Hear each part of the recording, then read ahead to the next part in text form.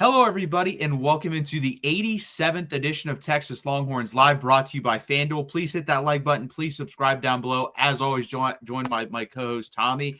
Please hit that like button. Please subscribe down below. And let's just jump over to this. So Texas lands Sterling Burkhalter and Lawrence Seymour.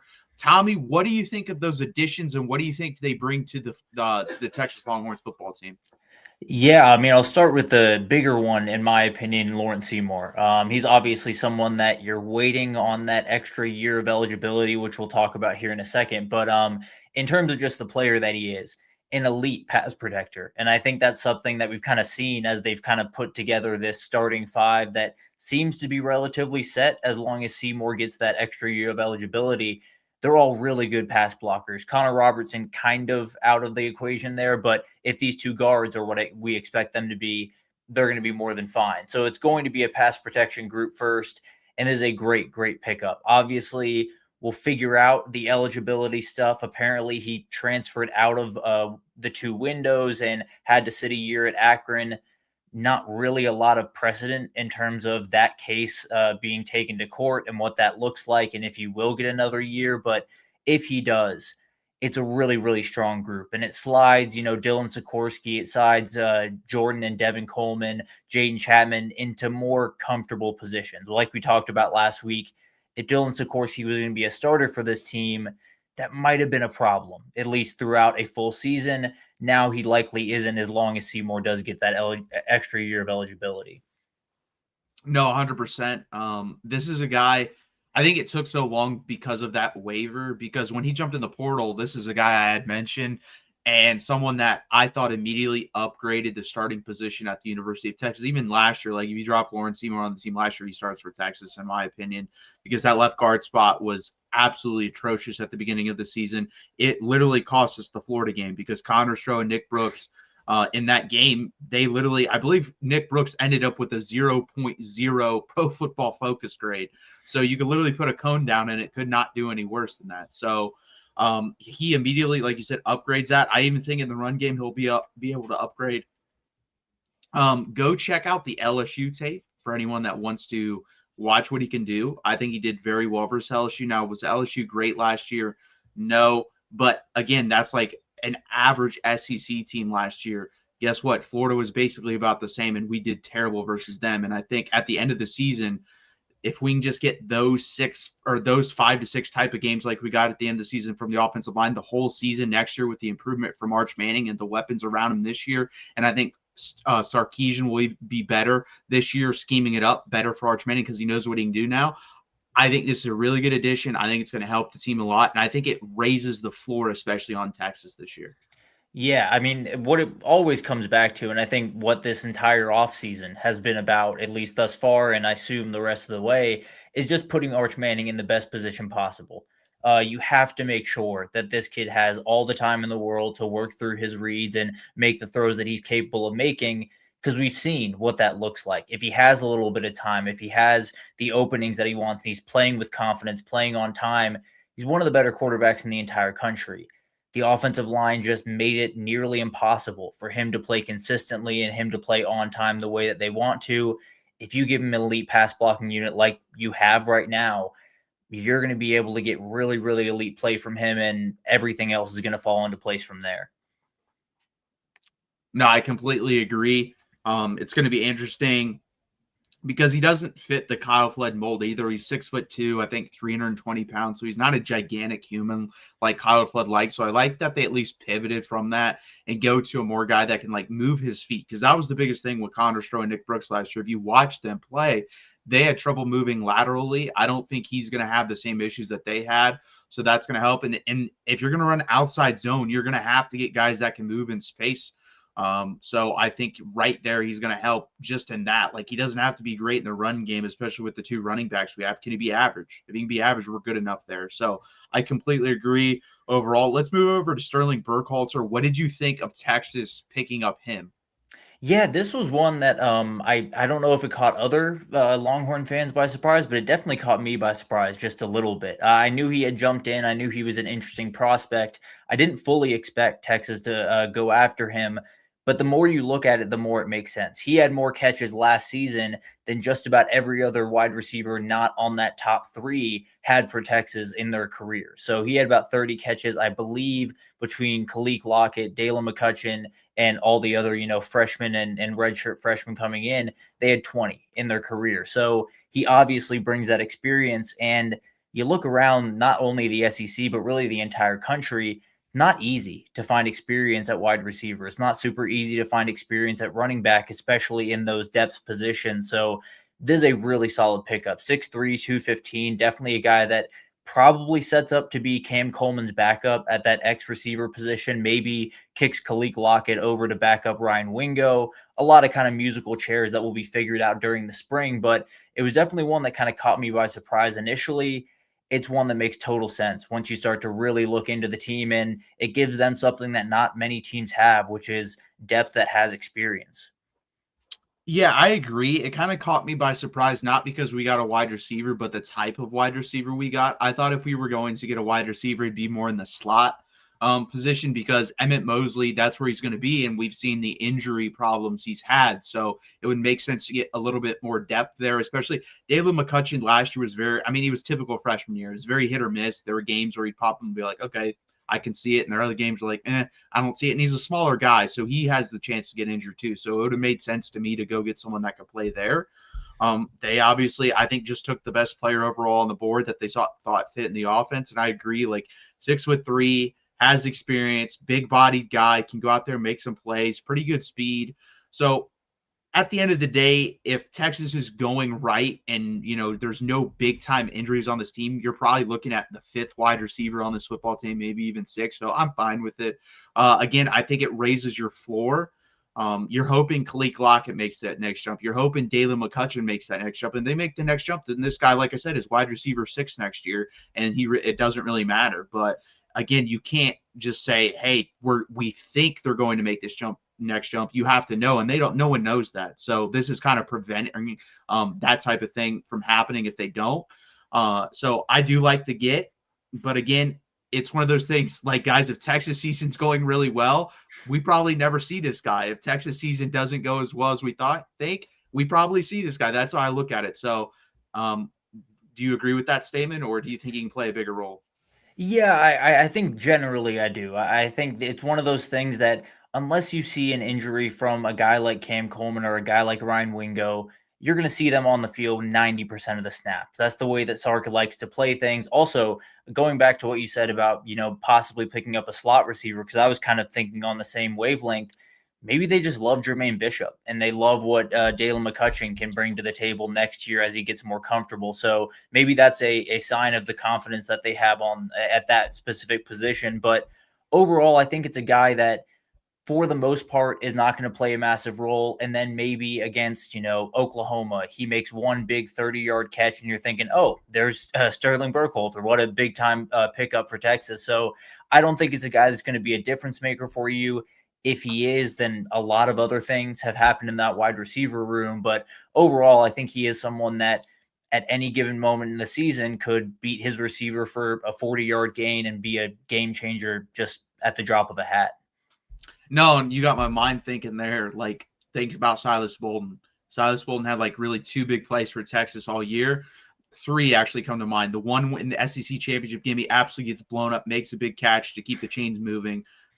The biggest one was probably the Oklahoma fumble recovery in the end zone that basically wins them the football game. And because that fires your guys up. It was also a big play in that football game, kind of a turning point. And then 3 was the punt return in the playoff versus Arizona State. So yeah, Silas Bolden really wasn't on the field that much, but he had 3 really important plays during the season for Texas. I think that's kind of the best case for scenario for Sterling Burkholder is when he's on the field, he's making 1, 2, 3, 4 big plays on the season for Texas.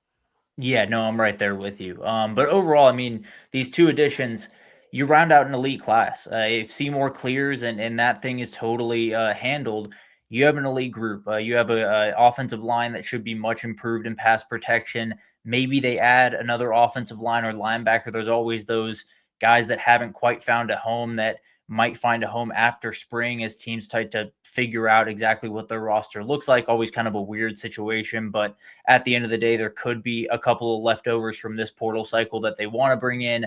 But overall, if this is what they have, if this is the roster they go into 2026 with, it's one of the better in the country, and it's one of the deeper at a lot of the big time positions in the entire country. And you got to feel really good about what they've done on the offensive line, although it was touch and go there for a while. As long as Lawrence Seymour clears, I think you have a really improved group from a year ago. Yeah, and I expect him to clear. I don't think Texas would assign him to just, I play tend to school at the agree. University of Texas. Like I Yeah. think they dug into that. They found a judge that's willing to cooperate. And let's be honest here, guys. What could happen is it could fail with one judge, then they'll appeal, go to another judge, then they could appeal if it fails there. Like at some point, a judge is just going to say yes. He will. I'm 90% confident he's going to play at the Yeah. University of Texas. He's still at Western Kentucky finishing out his degree right now. So they Yeah. got a little bit of time to figure some things out, and I have no doubts that they made sure that they were in good standing before making this move.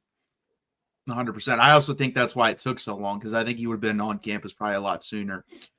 Again, guys, please hit that like button. Please subscribe down below. It really helps us out. We'll just move over to this because we already kind of brought up the name of Jermaine Bishop, and I'm sure he's going to go on at least one of our lists. 5 freshmen we are buying stock in. You can interpret for this year. You can say long term. It doesn't really matter. But 5 freshmen we believe in at the University of Texas. Tommy, I will let you start. Who's your number 5? Yeah, I got 2 guys that I think will be pretty much immediate impact guys. One maybe a little bit later in the season, then 3 guys that are more project. I'll start with the guy that I just might be the head of the fan club for. I think Tyler Atkinson's a difference maker. I think he's a guy that we talked about it last week. He's gonna need Ty Anthony Smith, Rasheem Biles, Justin Cryer to help him along, to make him be able to play fast, be able to play kind of without thinking, because that's the big struggle with a linebacker. You do have to play with your mind a lot, and that does take some time. So he's going to have to lean on those guys. Those guys are going to have to step up. It's going to be a give and take there. If that guy's allowed to play free, he can have like an Anthony Hill type freshman season. He did incredible things when you talk about pass rush at Grayson, a really, really good run defender for his size. Obviously, you'd love for him to put on a little bit of weight the same way Anthony Hill did as he came in, but at the end of the day, Anthony Hill had a guy like Jalen Ford next to him. I think Tyler Atkinson's going to have someone like that with Ty Anthony Smith, with Rasheem Biles, with Justin Cryer. And I think this kid's going to make 4 or 5 plays every single Saturday that are going to be incredible for this team. No, I agree. Number 5 for me is John Turntine. I think this is someone that's super elite. And honestly, like if we didn't land Lawrence Seymour, I think there was a possibility if he gained, 15, 20 pounds, there's a chance you could have seen him this year, because he does come in light. He's 6'3", 6'4", 280 pounds. That's super light. But again, I care more about movement at my offensive line position, especially in modern football with all the screens and short passing game that gets the offensive lineman involved downfield blocking. You need guys that are able to push and then run down the field and block from there. And I think that's John Turntine to a T. I think this is a guy that could play outside or inside, most likely inside here at Texas. I could actually see him inside at Texas, outside in the NFL when he's all said and done, because I could see this guy being 6'4", 320 pounds and moving extremely well. So I buy him. I think he's going to start not this or next year for Texas, but the year after. I think 2027, he will be a starting offensive lineman at Texas. I don't know what position it's going to be, but I'm very confident he will start at the University of Texas. Yeah, I'm right there with you on him. I think he's a difference maker, especially when you talk about the athleticism. It's an absolute difference maker, especially in an offense like Sark's, where you love to get screens out. You love to get guys, your offensive linemen downfield quickly. That's going to be a difference maker. Probably not in 2026. Hopefully not in 2026, I'll say, for the offensive line. But at the end of the day, in 2027 and beyond, I think that guy's a difference maker. And whatever he is for the next 20 years, I think he's playing high-level football. I agree. Number 4 for me is Diabell. I've been super high on Diabell. People would bring up Arch Manning. I really do think there's a chance Diabell comes in and is better than Arch Manning was his first year starting, because I just think he's more prepared. If you go watch his film, you go watch his tape, I think he's more fundamentally sound, not by a lot, by a little bit. And I think there's just a little more characteristics, especially running the football and the quick release, that translates better and quicker to the college game. I don't know if he has the upside Arch Manning has because of his build, but I just think there's a lot to work with here, and I really like Diabell a lot. Yeah, no, I love Diabell. I think he's a guy that with his ability to just get the ball out so quickly, you can run a lot of RPOs. You can play around with a lot of different things with him, and he has kind of that point guard feel that a guy like Bryce Young had, but has better size. And the other difference between him and Arch Manning, he plays at American Heritage. That is a massive, massive school. They're playing elite players every single Friday and Saturday. Arch Manning didn't deal with that. And that obviously was a learning curve for him. But at the end of the day, I think that guy, whether it's 27 when he's going to be competing with KJ Lacey, likely for that spot, or anytime beyond that, I think he's an incredible player pretty much from the start, kind of like a Julian Sayin almost at Ohio Yeah, State. Had some learning curves, of course, but a very, very strong thrower of the football, kind of that point guard that a Texas offense really needs and didn't have at moments with Arch Manning this year. I agree. Who's your number 4? I went Jamarian Carlton. I think this Okay. guy is a difference maker off the edge. And I think when you look at what Will Muschamp does defensively, he's just about perfectly suited to do this thing. He's a massive, massive body, 6'5", 275. Probably could add even a little bit of more weight. I don't know if he needs to, but at the end of the day, really big, strong edge setter. I think he can do a ton of things in pass rush as well. Might take a little bit of time this year, but multi-sport athlete, basketball, track, and football. He was committed to Baylor. Texas didn't stop at all. And I think that proves just how much they like this kid. I think he's going to be maybe somewhere around middle of the SEC schedule. You really see him start to kind of come online, kind of like Lance Jackson this past year, along with him and Richard Wesley. I think it's an elite duo that they brought in as freshman edge players. Yeah, I agree. I kind of view him as Lance Jackson, where I think he comes on slowly, but comes on very good because you mentioned it. His body type is where he can play right away. I think that's the limiting factor for a lot of guys coming in. Like, that's why I have John Turntine fifth. I just think he needs 20, 25 more pounds. Carlton is SEC ready not right now, body type wise.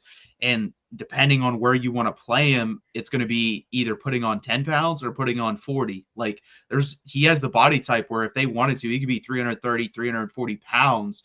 And we're talking about a guy that plays nose tackle a little bit. So I think it's going to be very interesting how they use him.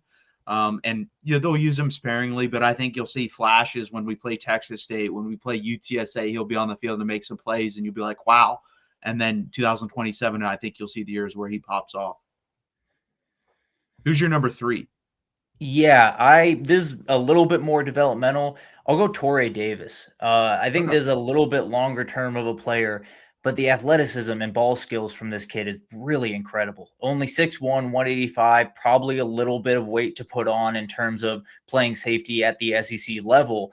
But I think that's a difference maker when you talk about 2027 and moving forward. Was a late flip from UCLA, a massive one. And I think in 12 months and 24 months, you're going to think this is one of the bigger pickups you had in this class and kind of a diamond in the rough type situation. A guy flies around the field, and when you have elite ball skills like that and a Will Muschamp defense, you can do a lot of really special things. So definitely not in 2026. I think definitely have plenty of safeties in that room right now. But I think Torrey Davis in 27 and moving on is going to be a really fun player to watch.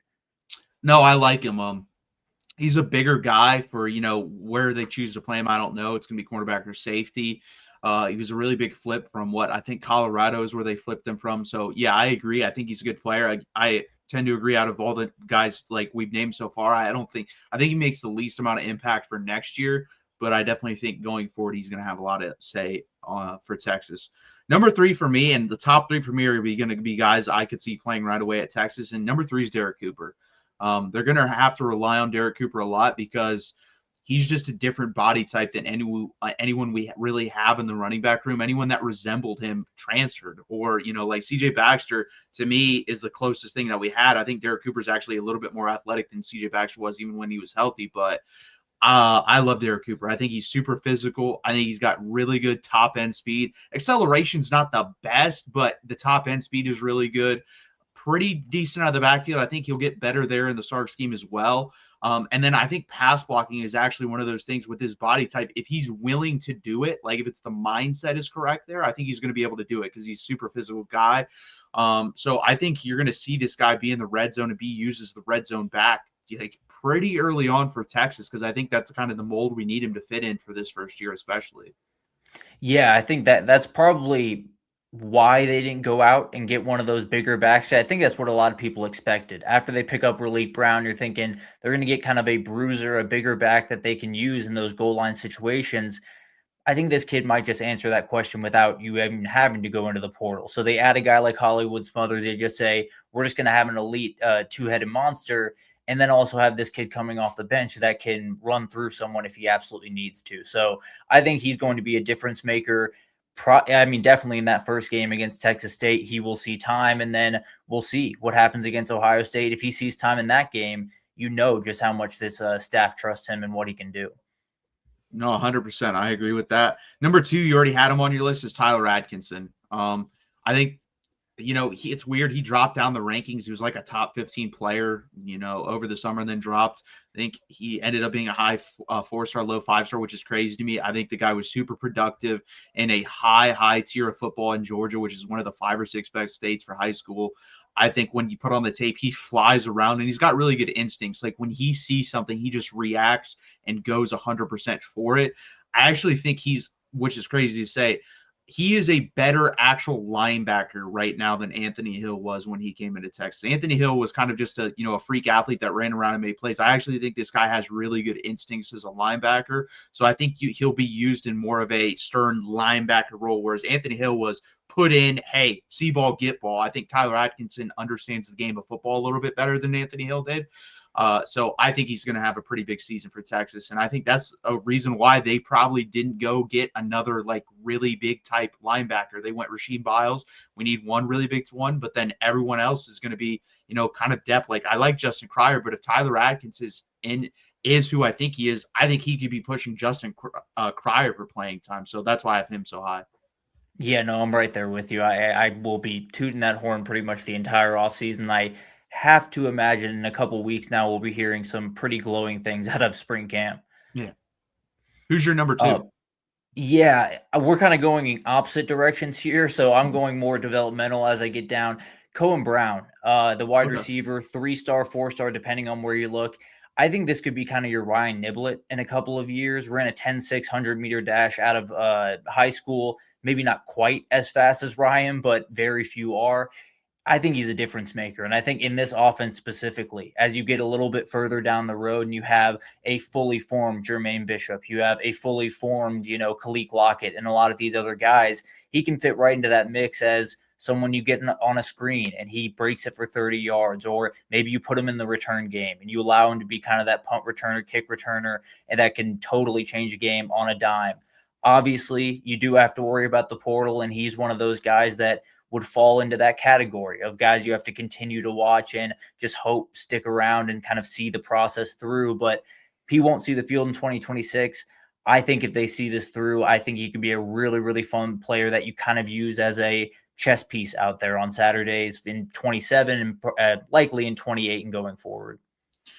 Yeah, I agree. I think he's a very underrated player. Him, and there's another guy, because I'm going to the question came to mind now, and I'll ask it once we're done with our list, like who's the most underrated prospect in this class. I won't name the guy that I have number 1, but I think Cohen Brown has an argument to be number 2 in my mind. So I agree with that. I think he's going to play a pretty big role for Texas. Again, not next year, but 27, 28 with Diabell. I think you're going to see a pretty good connection there.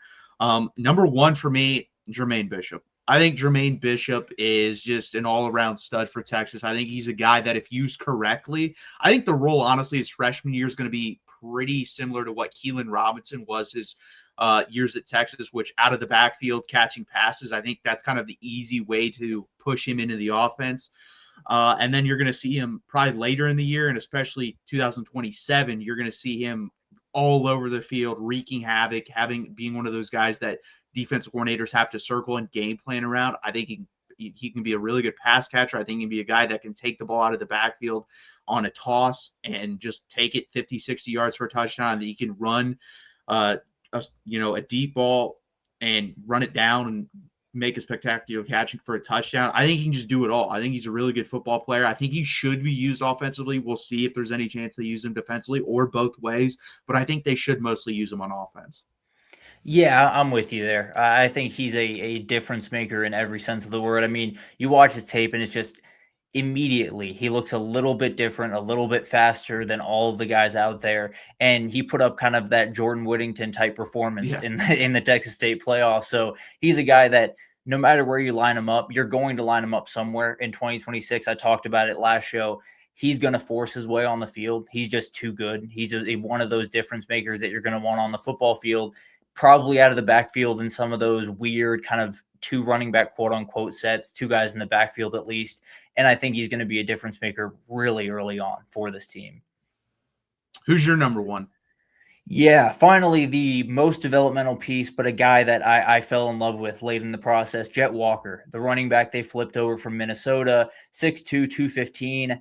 I think there's area to add some weight there as well. This dude is incredibly, definitely that power back that we were talking about a little bit ago. As you kind of move Derek Cooper up to that running back one role, probably don't want him taking those bruising, reps on maybe 4th and 1 or the goal line. You allow this guy to kind of come in. Also, 11-second 100-meter dash, 23-second 200-meter dash. The guy has plenty of speed as well. I think he's one of those pickups. You flip him from Minnesota, people are kind of questioning what is this kid about? Is he going to be a difference maker? I think he's a guy that definitely not in 2026, but 2027 when both those big-time transfer running backs move on, I could see him and Derek Brown being kind of a very interesting duo they move forward with. Obviously, we'll see how that develops, but I do think Jet Walker is one of those guys that they found really late in the process, but could be that true power back that Texas hasn't had since Roshan Johnson in a lot of senses. No, I think that's fair. I agree. I think he's underrated. Just from what I saw. And again, he's not going to be a guy that I expect to take many carries this year, but in the next couple of years, I think he can really pop off and possibly be running back 2. If not, he'll be for sure running back 3. Now, the question that I just thought of, who do you think is just the most underrated prospect in this whole class? Man, that is tough. It's funny because I kind of want to say Tyler Atkinson. And that sounds insane as I'm saying it because he's a 4-star or a 5-star, depending on where you look. I think he's one of like the 5 best players in the country in this class. I think he's a guy that's coming in with more football knowledge than most linebackers, most freshman linebackers you're going to see in the entire country.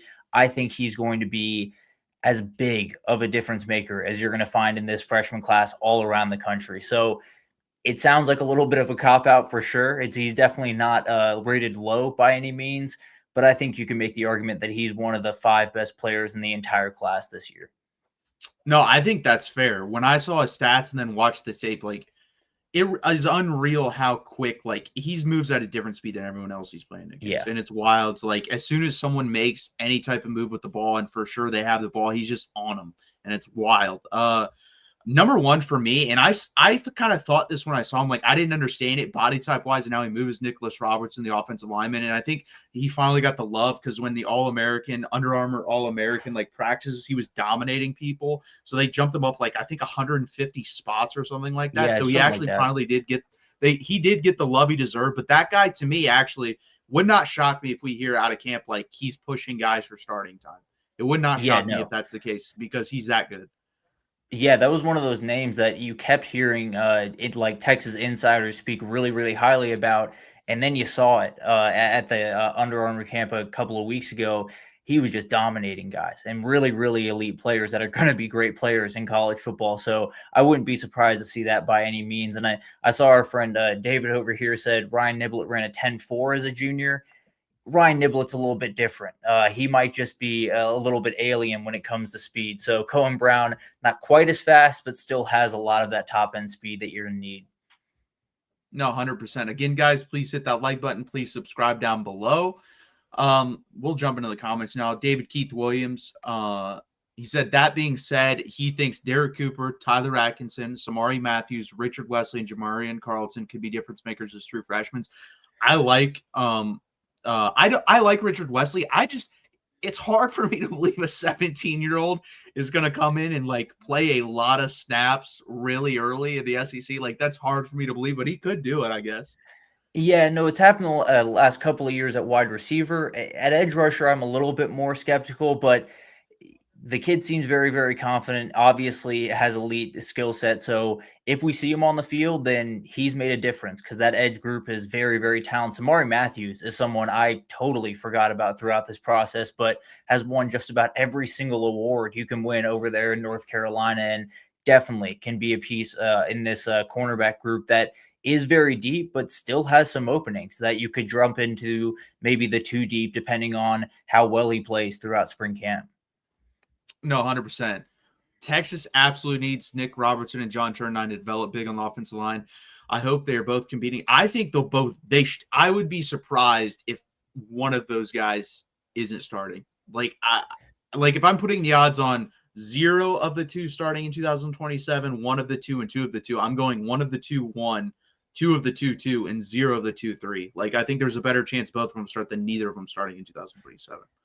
Yeah, no, I'm right there with you. I think Nick Robertson's really, really interesting. And John Turrentine, I think he's such a guy that you can put it guard for 2027 and then kick him out to tackle. If Melvin Siani moves on and you have Brandon Baker at right tackle, just kind of spitballing how this would go. If Melvin Siani moves on, you kick Brandon Baker over to left tackle. Maybe he plays right tackle in 2028 and he's a little bit more comfortable there. But at the end of the day, I do believe one of those guys is going to start in 2027. I think Nick Robertson could factor in this year just as kind of that sixth offensive lineman, maybe as a lead blocker in some very jumbo sets. But at the end of the day, those are two guys that absolutely you do need to develop. Wasn't the deepest offensive line class that Kyle Flood's ever signed, but I think you got two guys that very well could factor in as early as 2027.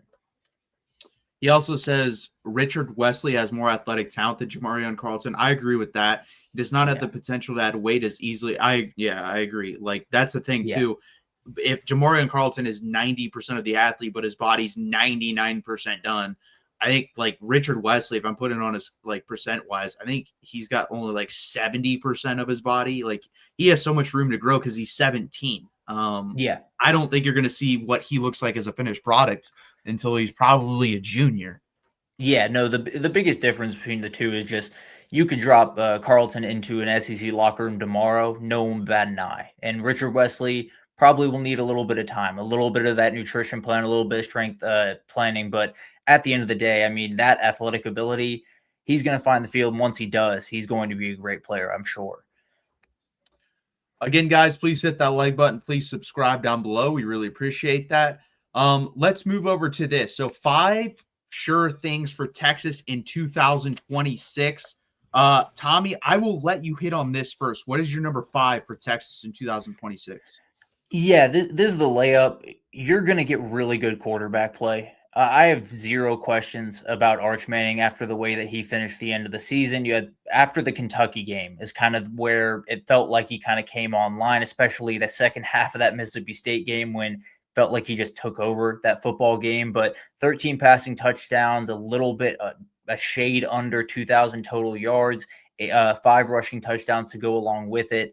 The dude's just a difference maker, and you saw kind of that the physical ability meet kind of the mental preparation towards the end of the season, especially in that Michigan game, just looked like he was playing a little bit faster, a little bit more comfortable than just about everyone else on the football field, not just, the Texas players or not just the quarterbacks, but he was playing really, really high level football. I think the baseline is going to be good quarterback play. You're going to get big plays. He's going to use his legs effectively. He's going to, evade rushes really effectively because he had to do a whole lot of that this year. And then if you give him elite pass protection, he can be downright special. But I feel really confident that you are going to get at the very least good, possibly really good quarterback play in 2026 for Texas. Yeah, so I mean, my 5 are interchangeable, so I'll just stay on the same like type of topic. Arch Manning will be in New York City for the Heisman Trophy ceremony. I don't know if he's going to win it, but I think he will be in New York City for the Heisman Trophy ceremony. I think you saw enough growth in development the past, 5-6 games of the season where let's be honest here. If it's not for guys just completely dropping passes versus Georgia, he's probably, I think, the last 5 out of the last 6 games, we're talking about a 300-yard passer. And 5 out of the last 6 games, the only game that wouldn't have been was the A&M game, and that was because of the wind. The wind took every deep ball he had and pushed it over to the sideline. So I think he's like you said, I think he became comfortable in uncomfortable situations a ton last year. Like the offensive line was not good, but you saw him get better at evading the pressure, moving in the pocket. And I think at the end of the year, we're talking and looking at him in the pocket and pocket mobility as elite. Like I think he's in the top 1% in college football at moving in the pocket, if not better. I think he moves better than a lot of guys in the NFL in the pocket. So again, I think the offensive line is going to be better this year. But even if it's the same as it was the last 5 to 6 games of the season, Arch Manning knows how to navigate it now. So I think Arch is going to have a really big year. I think you're going to see better completion percentage. I think you're going to see the underneath stuff get hit more. The deep ball was already there. The issue was the pass, catchers dropped it sometimes. And other times we really didn't have that 50-50 ball guy. With Cam Coleman, you do have that now. So number 5 for me is Arch Manning will be in New York for the Heisman Trophy ceremony. Yeah, I almost went that aggressive. I'm not going to lie to you. He's one of those guys that just felt undeniable towards the end of the season. And when you talk about the pocket mobility, it's downright elite. It's one of those things that you saw early on, in that Florida game. He evades the rush, throws a beautiful deep ball to score the touchdown. And you saw it in flashes. And then towards the end of the season, it was almost just like second nature. He was just climbing pockets when it was there. He was evading one guy. He was throwing guys just off of him in certain games at that were 200 plus pounds linebackers that he just kind of shrugged off and then made a big throw. He's going to be a difference maker. And if you keep him upright, he's going to put up crazy numbers. There's almost no doubt about that. Number 4 for me is I think Colin Simmons is the best defender returning in the SEC. I almost went in the country. I almost went, but there are arguments to be made. I know Mateo Uiagalelei at Oregon is returning. There's a couple other guys that are returning across the country that probably have the argument as well, but I think he's the best defender returning in the country or in the SEC. I don't think there's anyone on A&M that I can think of that's better. I don't think there's anyone on Georgia because all their guys are going off to the NFL, and most of their other guys are unknown, like Isaiah Gibson's and stuff like that. So we'll have to see how they do. Florida actually does have a couple guys that are pretty good football players, but again, you played for Florida last year and they still weren't that good. Can I really consider you that great of a defender on an average defense? Auburn, all their guys are gone. Kendrick Falk's gone. So I think Colin Simmons is the best defender returning in the SEC, and I still can't believe there are people that had him off their All-American teams at the end of the season. There was like 5 or 6 publications that didn't have him in the top 3, which is crazy because, again, total stats, he wasn't, killing everyone. But if you look in the games, like conference games and versus top, 25 competition, he had better stats than almost every one of those players. I mean, Cassius Howe is a good example of that. Did nothing versus Miami, did nothing versus Texas, whereas Colin Simmons did something versus Michigan, did something versus Texas A&M. So I think he's the best defensive player returning in the SEC. Yeah, I'm right there with you. I probably would say the country, if I'm being totally honest. I think one of the only things standing between him and that this past year was Caleb Downs. I think that was the best player in football this past year, and now he's off to the NFL. But in terms of in the SEC, I mean, obviously you have a guy like Dylan Stewart over at South Carolina, Jaden Woods and Mylan Graham, the 2 elite players down there at Florida. They're just not all the way there the way that Colin Simmons is. Love Dylan Stewart, elite pass rusher, probably not the run defender that Colin is, even at his size. I do think Colin's the best defender you have probably in the country, and I think he's an absolute game wrecker. You take all of the games into account last season, he actually did lead the SEC in sacks. So even with a season that didn't look all that flashy, didn't look all that crazy, he found a way to 10.5 sacks on the season. So I think he's a difference maker. I think he's one of those guys that going into last season, you felt like was going to be incredible, and took him a little bit of time, but I think he's going to hit the ground running, and I think he will be a slam dunk All-American, probably win multiple of those postseason awards. Yeah, I'll shout out another guy too, Princewell, that transferred to LSU. I think will be in that conversation too because he had a really good season. He's underrated, so I'll throw him in there, but he's not Colin Simmons. Like Colin Simmons is going to come out, be a top 7, top 8 pick in the NFL draft. Who's your number 4, Tommy? Or what's your number 4? I'll go. The pass protection will be much improved, and this applies if Seymour gets cleared or not. We fully expect him to get cleared, so this will be a non-issue. But let's just say it ends up being a Jaden Chapman, or it ends up being a John Turntine who finds a way into playing early on in his career. I think they're just going to be better. I think that left tackle position was such a problem the entirety of the year. Connor Stroh spent a lot of the time on his face because he was spending a lot of time leaning forward on a lot of his blocks. It was just one of those things that you never quite got figured out. A lot of talented kids that just weren't all the way there.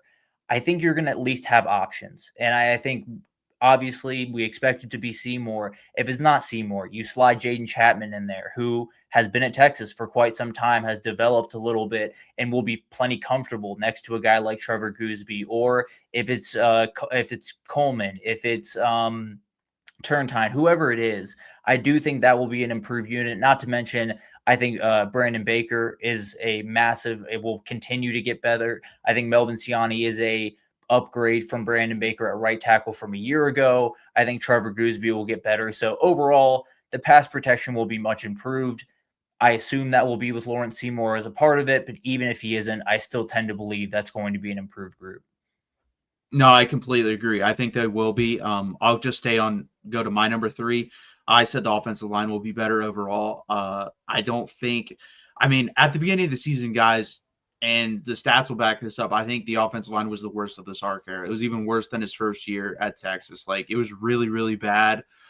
So I think Texas is going to be much improved just overall running game, passing game, pass protection, all that sort of thing. Pressure rate, I think they're going to be much better next year. Yeah, no, I'm right there with you. I'll actually flip to the other side of the ball.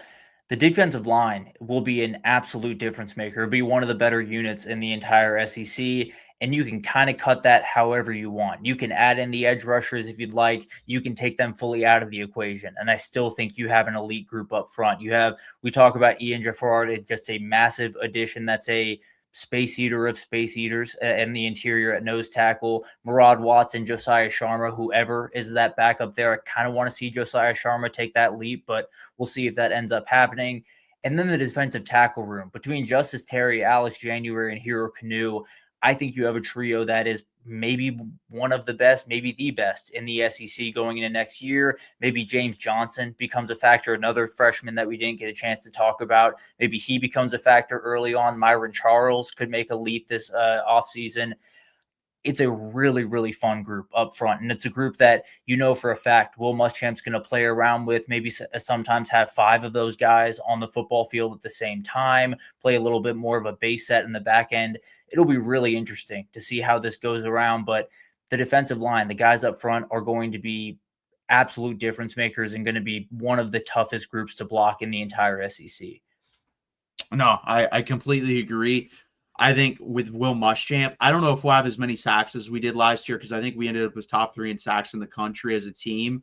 But I think we'll create more turnovers and a little bit more havoc on the quarterback. So I think that's what, Sark wanted because we really didn't create like a lot of points off turnovers defensively last year. Like actually go and get interceptions and then run it in the end zone, go and get fumbles, run it in the end zone. I think we only had one return for a touchdown last year. I think you're going to see more this year. Yeah. Funnily enough, that kind of plays into my fourth thing. If you don't mind, I'll roll into that. No, yeah, go ahead. We will have more INTs in 2026. I feel very confident in that. Will Muschamp's defense, they play the football. When the football is in the air, they are going to play the football. They're going to be really, really aggressive, play a lot more press man. And I think that's the thing. Cade Phillips is going to thrive in this defense. I think if you're talking top five guys that have benefited from Will Muschamp joining this team, I put Cade Phillips right up there. I think Grayson Littleton plays the ball really well. Kobe Black, Bo Masco, who just came in from Rutgers, plays the ball incredibly well. It's kind of his chief selling point.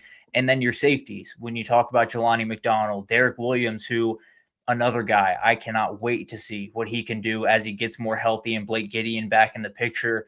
I think it's going to be a group that gets after it. They had 16 in 2025, so it wasn't necessarily a bad group. They were 12th in the country. I think they're going to be even better than that. They had 5 in the final 2 games, so kind of padded it a little bit late in the season.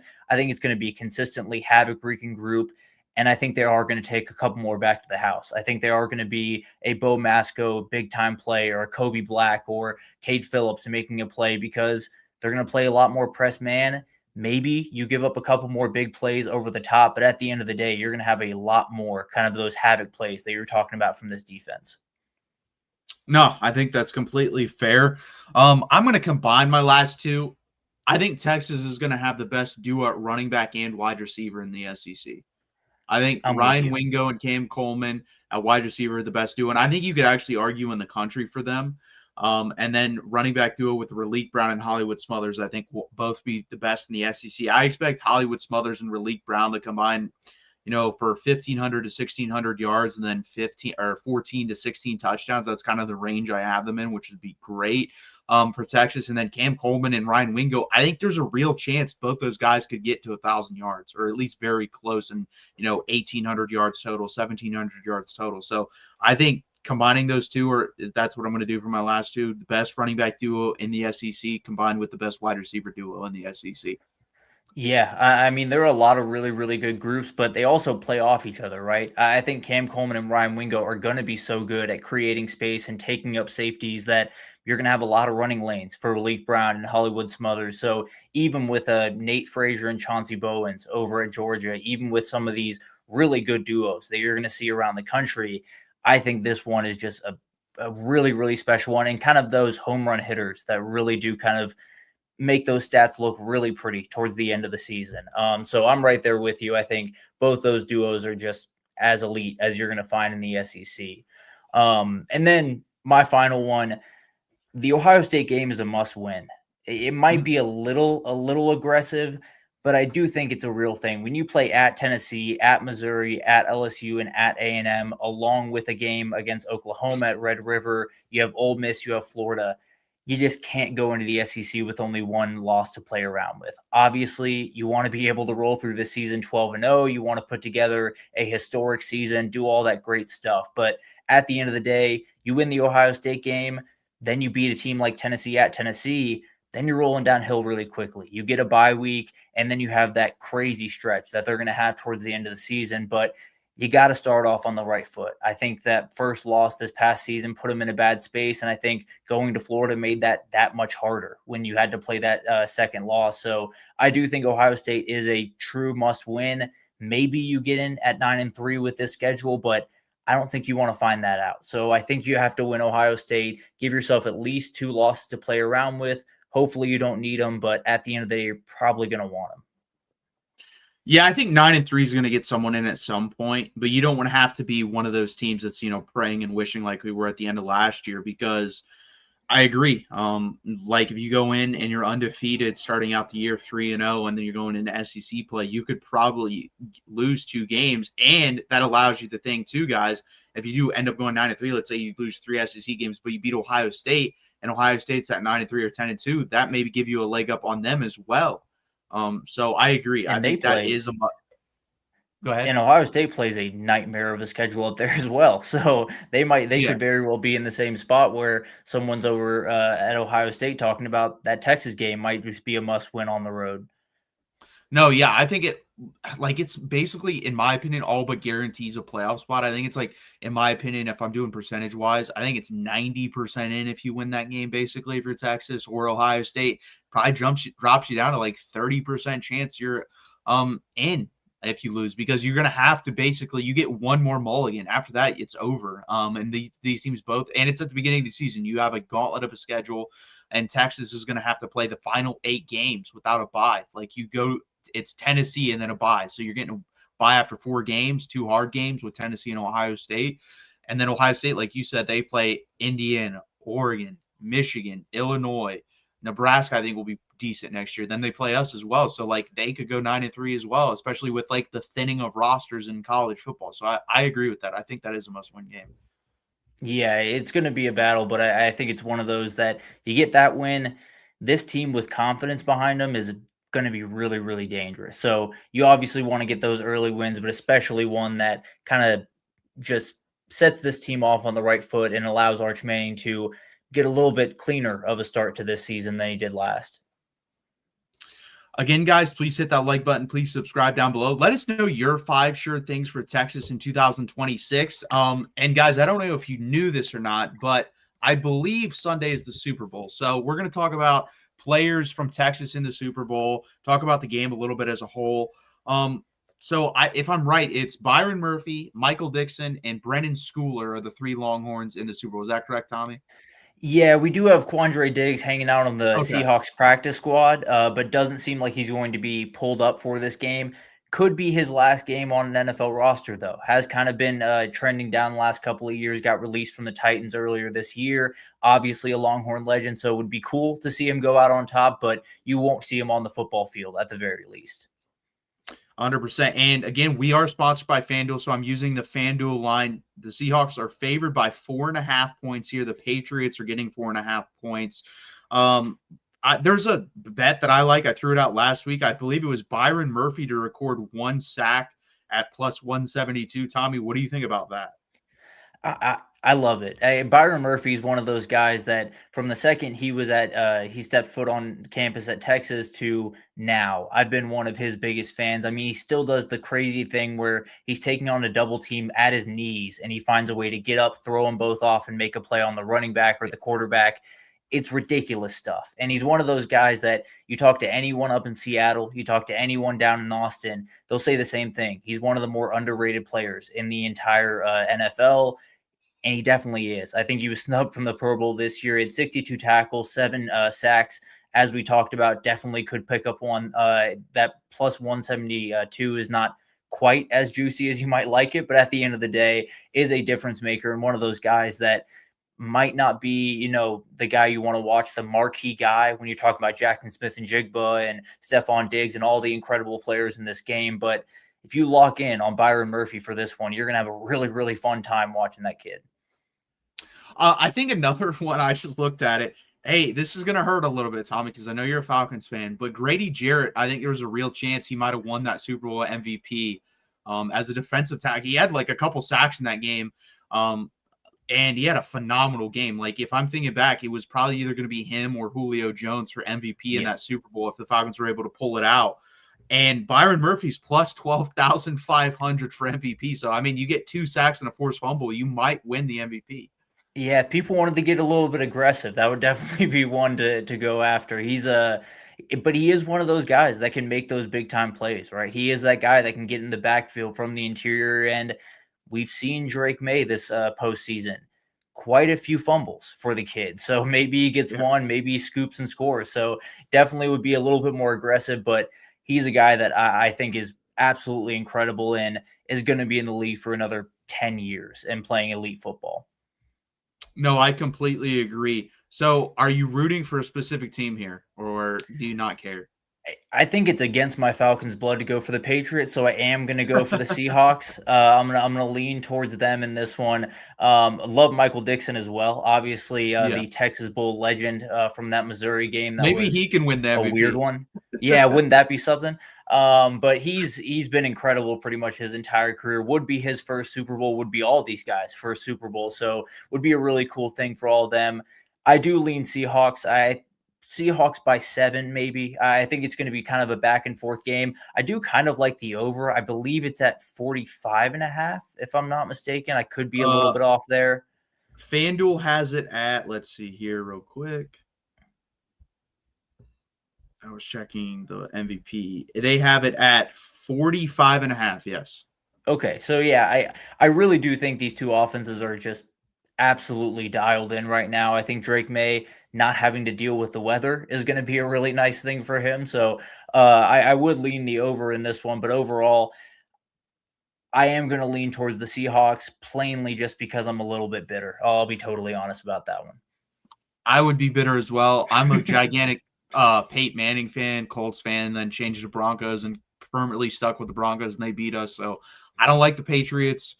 Never have, never will. I thought that would go away a little bit and it has gone away a little bit with Belichick and Brady leaving, but I still don't like them, even though they are a little bit more likable. Like, I do like Mike Vrabel. Drake May seems to be fine. I don't have anything against him. But yeah, I'm rooting for the Seahawks. I took Cooper Kupp plus 900 to win the Super Bowl MVP because, hey, there's a lot of, like, go back to the last 15, 20 Super Bowl MVPs. There's a lot of weird ones out there. Like, I don't think anyone going into the game thought Hines Ward was going to win the MVP with the Steelers.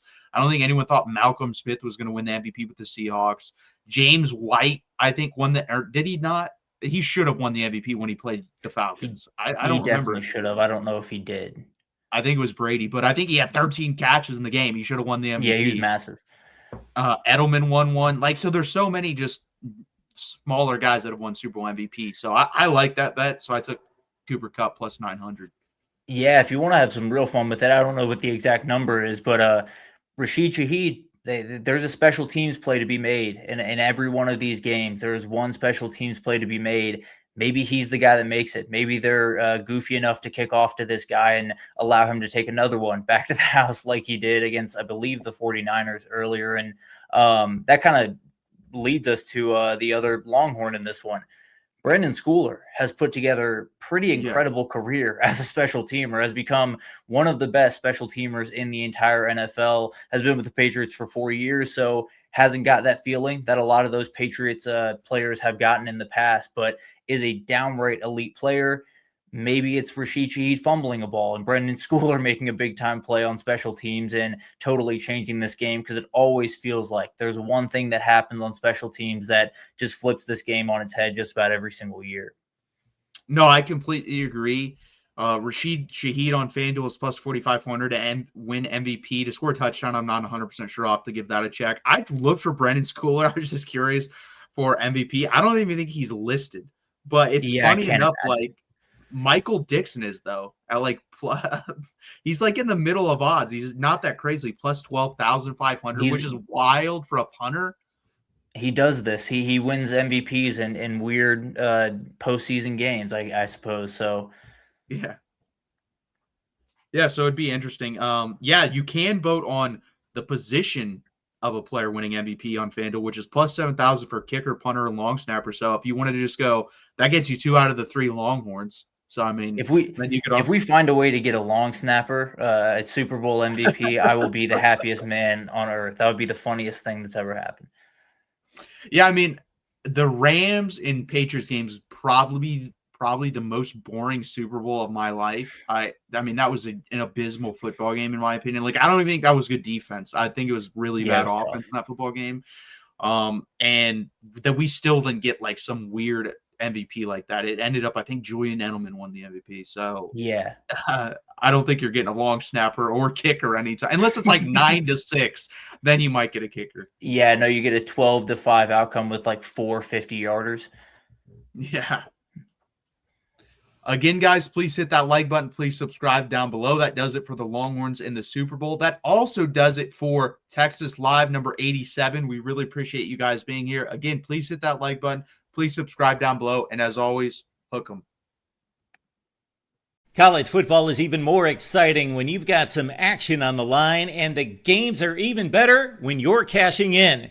And the Voice of College Football is the place to be to get the greatest value. Start with my picks. 75% against the money line, 58% against the spread, and I've got a 40-plus year track record. 11-0 in the college football playoff for me last year against the money line, 8-3 against the spread. And I'm just the warm-up act.